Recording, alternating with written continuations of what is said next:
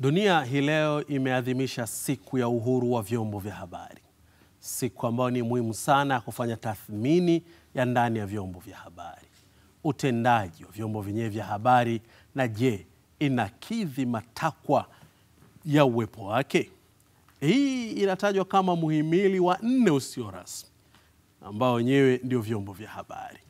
Lakini kumekuwa kuna mengi ambayo yanapitia katika kipindi hiki, ikiwemo ukuaji wa teknolojia uliokuja na mengi.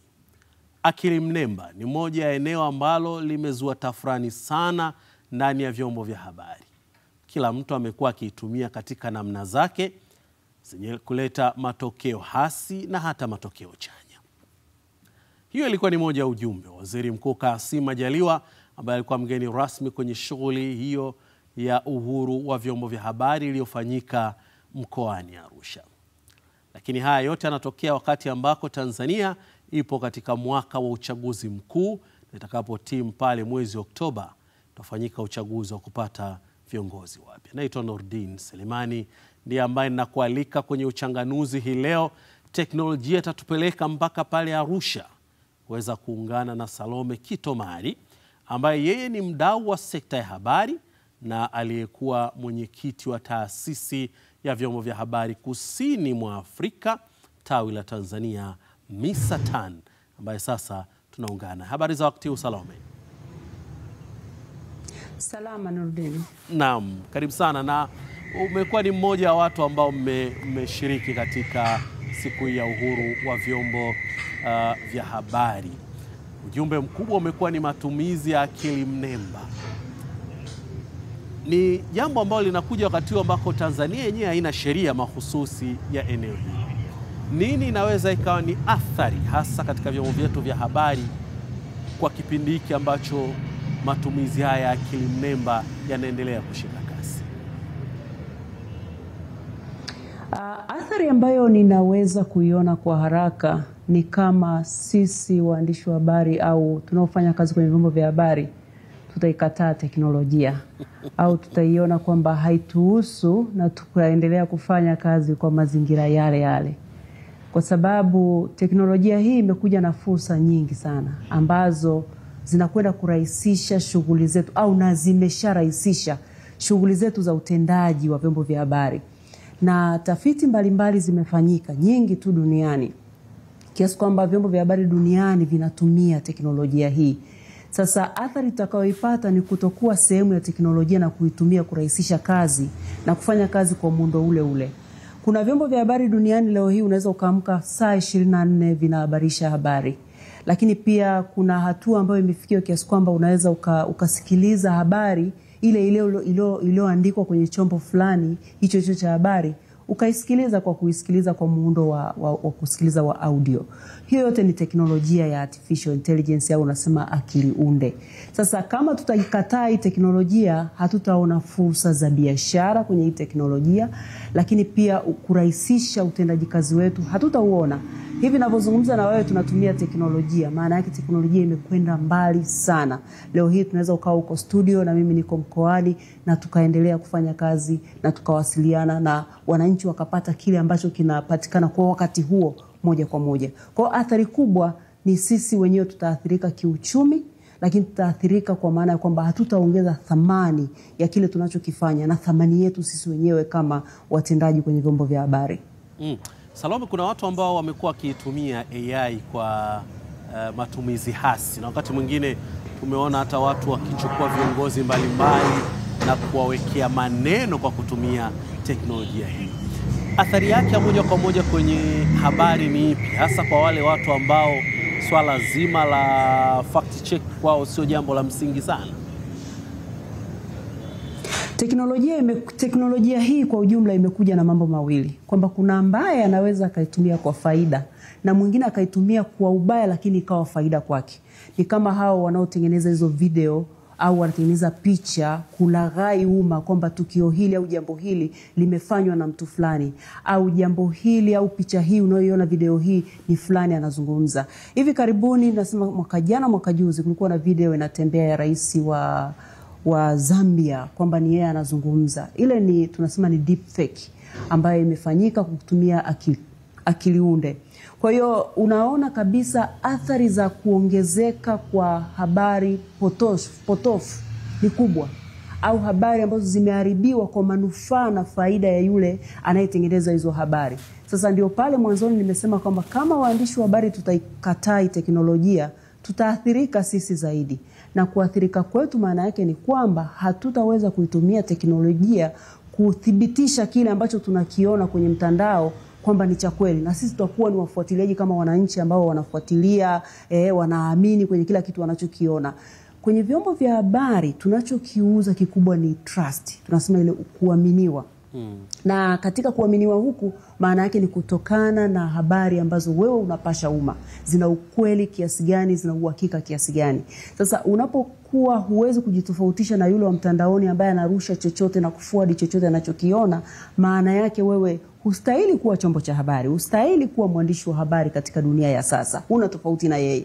Sasa teknolojia imekuja inakusaidia. Hii video umeiona, kuna tools mbalimbali zipo ambazo utaingiza ile video, itakupa matokeo kwamba hii video hii ilipigwa lini, location yake ni wapi na imetokea wapi, na ni ya ukweli au sio ya kweli, imetengenezwa kiuhalisia au sio halisi.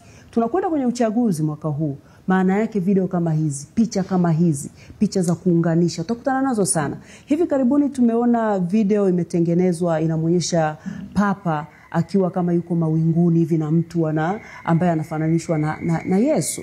Unaona mazingira kama yale, mtu wa kawaida anaweza akaamini, lakini atakwenda kuangalia kwenye chombo cha habari. Chombo cha habari kimerusha habari hii, kimerusha video hii, lakini chombo cha habari kitatumia tools tofauti zilizopo kwenye artificial intelligence au akili mnemba kutambua ile video kwamba ni halisia, kutambua ile video ni sahihi.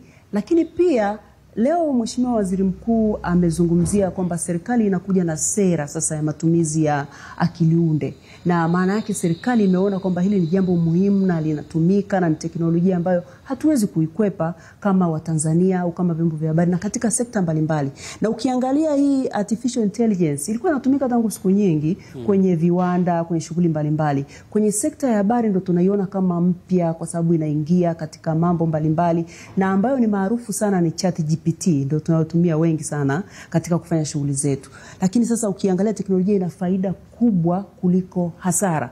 Inakurahisishia mambo mengi sana. Leo hii mfano kwenye mkutano huu tulipata nafasi ya kuwaona Google ambao walifanya presentation wakieleza namna gani hii maandishi ulionayo au maudhui ulionayo katika muundo wa maandishi unaweza kugeuza ikawa ni podcast. Podcast kwa maana ya kwamba ni kama watu wako studio wanafanya mjadala. Content ile ile inakwenda kimjadala. Sasa wewe kama chombo cha habari, hiyo ni faida. Maana yake utaongeza wafuatiliaji, watazamaji, subscription itaongezeka, na wewe utaangalia namna gani ya kumonetize au ya kuifanya kuwa fedha ile content au ile kazi ambayo inafanyika. Tanzania vyombo vya habari vinatajwa kama muhimili wa 4 ambao sio rasmi, lakini umekuwa ukifanya kazi hiyo. Umekuwepo katika sekta hii kwa muda sasa. Unaona utendaji wake unaakisi hiyo hali ya kuwa muhimili wa 4 katika nchi? Nimekuwepo kwenye taaluma hii kwa takribani miaka 20 na kwenda mwaka wa 21 sasa nikifanya kazi ya uandishi wa habari. Lakini pia nimeanzia chini kabisa tangu nikiwa correspondent mpaka sasa hivi ni ngazi ya uhariri. Mimi ukiniuliza na uona mchango wa vyombo vya habari vya Tanzania katika maeneo tofauti ya nchi yetu. Na ukiangalia maendeleo mengi ambayo yamepigwa katika nchi yetu, huwezi kuyazungumza pasipo kutaja mchango wa vyombo vya habari. Ukiangalia mambo mengi ya wananchi ambao wamekuwa na uelewa, huwezi kuyazungumza hayo mambo pasipo kuweka mchango wa vyombo vya habari. Ukiangalia hatua nyingi ambazo zimechukuliwa, huwezi kuzizungumzia hizo hatua pasipo kutaja mchango wa vyombo vya habari. Tuna mambo mengi ambayo tumechangia katika nchi hii na ambayo tumekaa kwenye nafasi yetu kuhakikisha kwamba tunahabarisha umma unapata taarifa mbalimbali. Lakini tumekwenda mbali zaidi kwamba tunatoa suluhisho kwa zile habari tunazozifanya. Mathalani, umeandika habari kuhusiana na jambo X la wananchi wa kijiji X au eneo X hawana huduma X. Unapoandika habari kama ile wakapata ile huduma, maana yake wewe mwandishi wa habari au chombo cha habari umesaidia wale wananchi kupata faraja au kupata kile ambacho hawakuweza kukipata.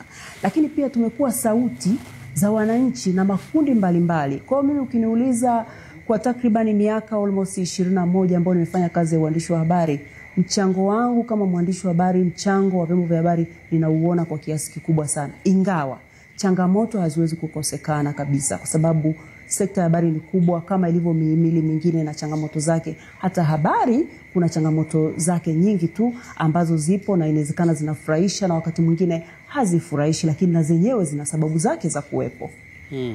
Tupo katika mwaka wa uchaguzi, na moja ya jambo ambalo tawadau hapo mmeligusia ni kuhusiana na mambo mazima ya uchaguzi wa mwezi Oktoba.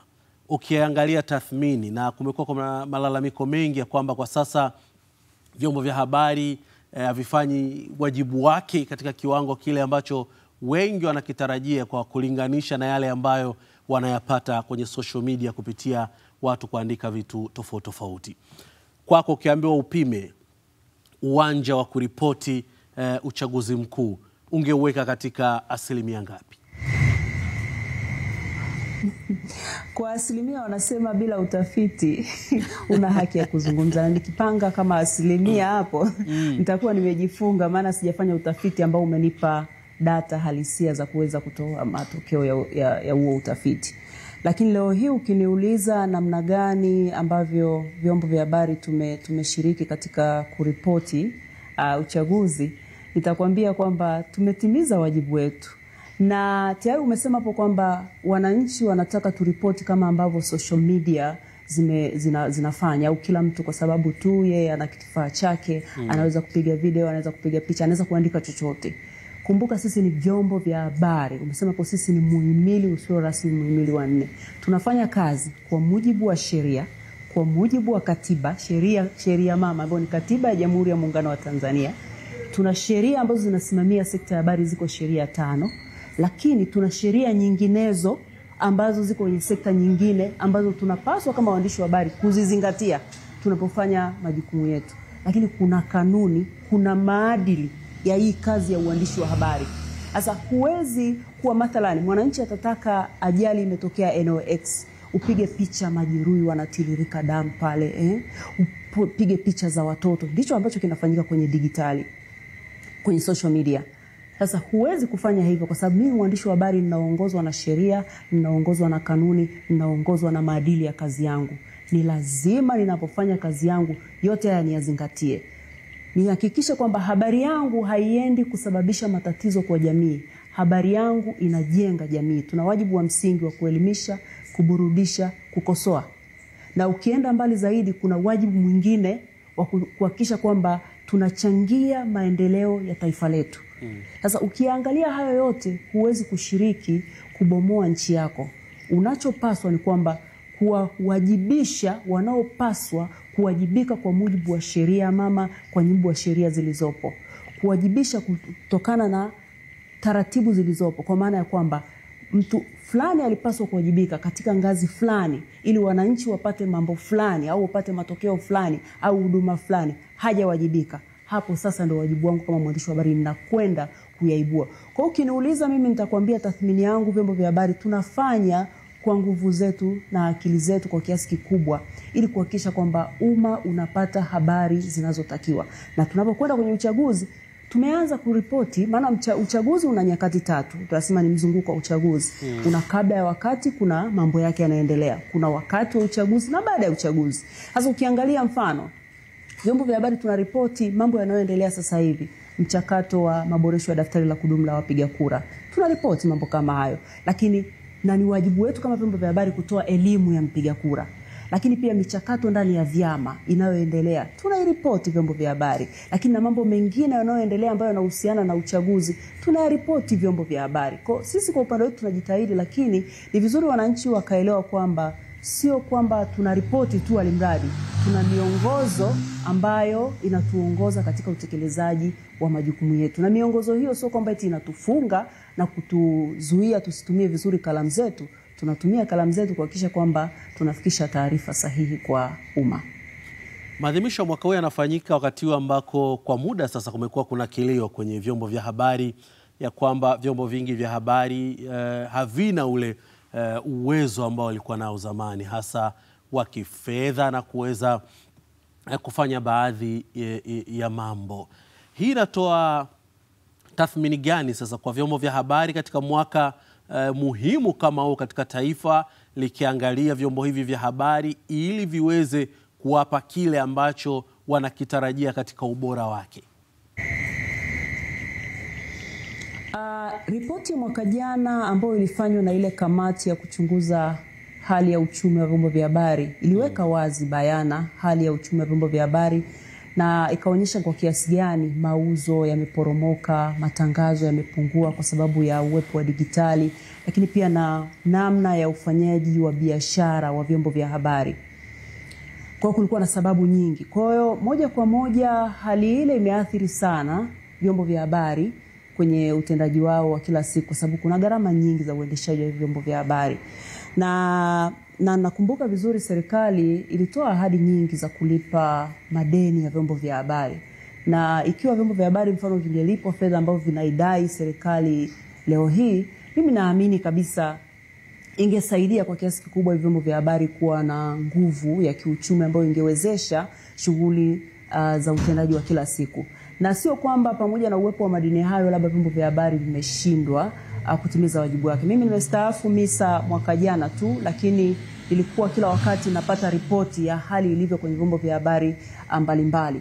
Vyombo vya habari tunajitahidi sana kutimiza wajibu wetu katika mazingira yote, katika mazingira magumu, kuhakikisha kwamba taarifa zinafika kwa umma. Tunashirikiana na wadau mbalimbali.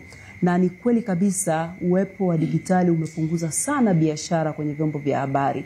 Na tumebaki bado kutegemea matangazo, maana ndio nafasi kubwa ya kuweza kuendesha vyombo vya habari. Na ndio maana wakati mwingine tunaita wadau, tushirikiane nao wadau ili angalau vyombo vya habari viendelee kuwepo. Na kwa nchi ambazo zimeendelea, mfano ukiangalia nchi za Scandinavia, kuna wakati nilikwenda nchi ya Denmark nikatembelea vyombo vya habari kadhaa pale. Karibia vingi tu nilitembelea. Vyombo vile vinapata ruzuku kutoka serikalini. Kwa nini wanafanya vile? Sio kuvihonga vyombo vya habari. Wanafanya vile ili vyombo vya habari viwepo. Kwa sababu vyombo vya habari vikiwepo vinakusaidia kukuonyesha mahali ambako wewe huwezi kupaona. Ni jicho la kukusaidia yale ambayo huwezi kuyafikia.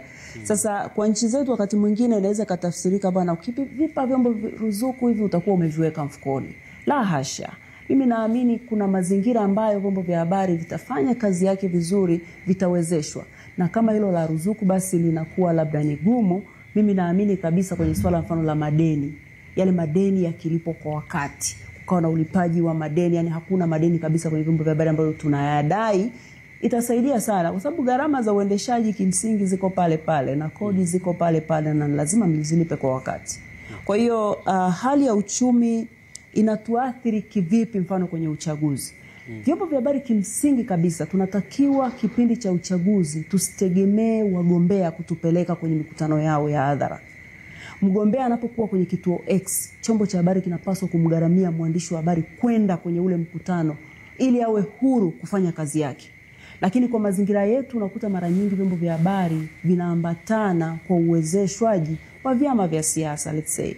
Sasa ukiwezeshwa na chama X ikakupeleka pale, maana yake wewe unakwenda kuwa ukitumikia chama X. Uhuru wako kwa kiasi fulani pale unakuwa hauko sana kwa asilimia zote. Sasa kwenye kipindi cha uchaguzi baadhi ya vyombo vinaweza kugharamia watu wake wakaenda kushiriki uchaguzi, lakini uchaguzi ni eneo pana, kuna madiwani, kuna wabunge, kuna uchaguzi wa rais, lakini kuna upande ule wa Zanzibar, kuna wawakilishi, ngazi zote zile ukiangalia. Sasa kote huko kupeleka resource ili uweze kugharamia mambo yote hayo ni fedha nyingi kidogo na sio budget ndogo.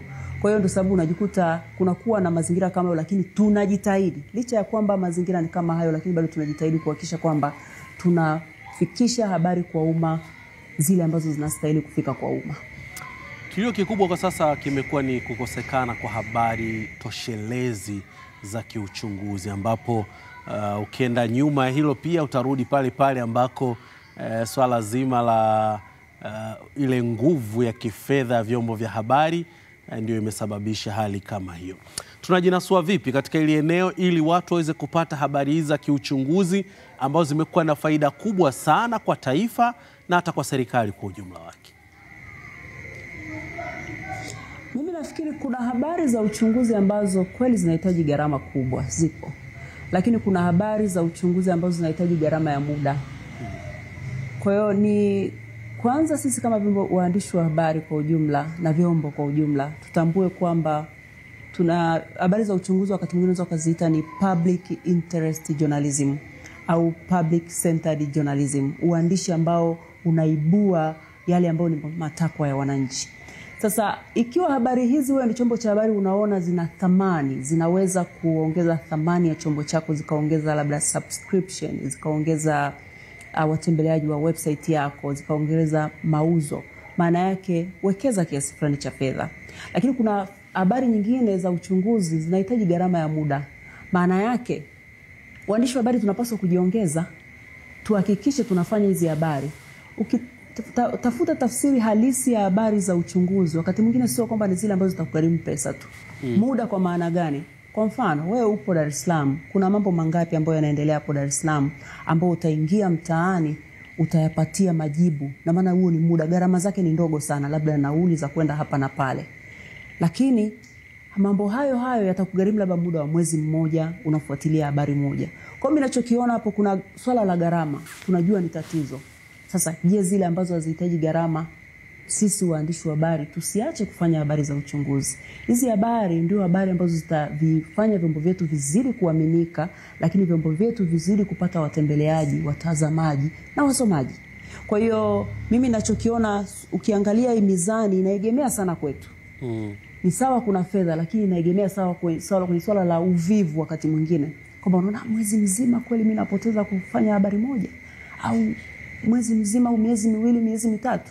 Lakini unaweza ukaifanya na ikatoka habari nzuri sana. Zipo habari ambazo zimefanyika. Mimi mwenyewe ni mmoja wapo ambaye nimefanya habari ambayo ilinigharimu muda tu. Haikuwahi kunigharimu fedha kwa kiasi kikubwa cha kushindwa mimi kujigharamia hizo fedha au chombo changu kushindwa kuzigharamia. Muda ndio ulikuwa mrefu. Kwa hiyo hebu tuangalie kwanza zile habari ambazo ziko karibu na maeneo yetu ambazo tunaweza kuzifanya kabla hatujatafuta habari za kutusafirisha mbali. Lakini teknolojia imekuja leo hii. Teknolojia leo hii inaweza kukuwezesha ukafanya habari nzuri tu kwa kutumia teknolojia. Simu, unaweza kutumia Zoom ukafanya habari nzuri tu, lakini pia kuna dokumenti nyingi unaweza ukazisoma ukaibua habari ambayo ni habari ya uchunguzi na ni nzuri sana. Kwa hiyo nafikiri kuna swala pia la mtazamo hapo baina yetu sisi waandishi, tuangalie tunayatazamaje haya mambo, lakini pia tunaangalia mustakabali ya vyombo vyetu vya habari vinaelekea wapi. Baada ya miaka 20, baada ya miaka 10. Je, kizazi tulichopo leo hii kwenye vyombo vya habari tunarithisha nini kizazi kinachokuja katika sekta hii ya habari? Wenzetu duniani huko, mfano kuna media moja iko Norway inaitwa Amedia. Wale wamekwenda mbali zaidi, sasa sio kwenye habari za uchunguzi. Wamefanya tunasema ni automation journalism. Kwa maana kwamba wanatumia artificial intelligence katika kila kitu wanachokifanya. Wanamiliki zaidi ya magazeti 147 katika nchi ile ya Norway na Sweden na ile Scandinavia. Lakini wao walichokifanya wamewekeza kwenye artificial intelligence kiasi kwamba habari moja inaweza ikazalisha fedha nyingi sana. Habari ile muda huu utaikuta imewekwa katika muundo huu, baada ya muda imeongezewa thamani zaidi, inakushawishi wewe kulipia. Lakini habari ile wanaweza wakaangalia wewe mlaji unataka nini kutokana na tools walizonazo. Wanakuongezea kile unachokitaka, unakwenda kukisoma. Kwa hiyo nadhani kuna mambo mengi katika sekta ya habari ambayo tunapaswa tuyaangalie. Tuangalie best practice duniani zinafanya nini na sisi tufanye nini ili tuendelee kubaki katika soko. Salome, nikushukuru sana kwa kujiunga nasi hii leo kwenye Uchanganuzi. Asante sana. Naam, ni Salome Kitomari huyo, mdau wa sekta habari, na alikuwa mwenyekiti wa taasisi ya vyombo vya habari kusini mwa Afrika hapa tawi la Tanzania MISATAN, ambaye tumekuwa naye hii leo katika siku ya uhuru wa vyombo vya habari. ambayo imefanyika kule Arusha, naye pia amekuwepo Arusha na tumeungana naye kwa njia ya teknolojia kupata yale ambayo yanasemwa. Waziri Mkuu ametoa wito kuhusiana na matumizi ya akili unde ama akili mnemba AI, namna ambavyo inaweza kuwa na tija katika vyombo vya habari, lakini pia tuligusia mambo ya uchaguzi mkuu, halikadhalika pia hali nzima yenyewe ya uwepo wa vyombo vya habari na uimara wake kwenye utendaji wake. Na kwa nukta ndo nafikia tamati ya Uchanganuzi. Mimi naitwa Nurdin Selemani, nikutakie tu usiku mwema na kila la kheri. Kwaheri.